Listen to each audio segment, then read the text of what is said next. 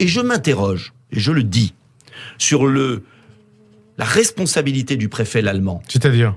Ça fait, depuis que le préfet Lallement est en service à la préfecture de police de Paris, il y a dans l'organisation du maintien de l'ordre des dérapages fréquents. Ça veut dire que... Ça veut dire que j'estime que dans un pays démocratique, l'autorité politique ne peut pas couvrir tout le temps des dérapages. Et j'estime que si le ministre de l'Intérieur avait un peu d'autorité, un peu de responsabilité, il demanderait au préfet de police de partir. Et en tout cas, moi, si j'étais aux responsabilités, je changerais de préfet de police.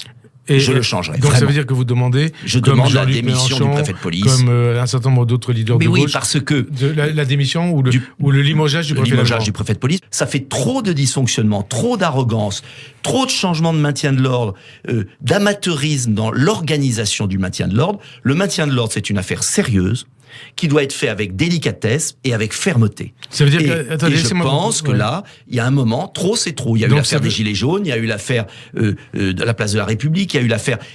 Voilà, il y a un moment, il faut du professionnalisme. Une question, professionnalisme. Donc ça veut dire que pour vous, Gérald Darmanin est un professionnel, mais le préfet Lallement n'est pas professionnel, il doit partir. Écoutez, dans cette affaire,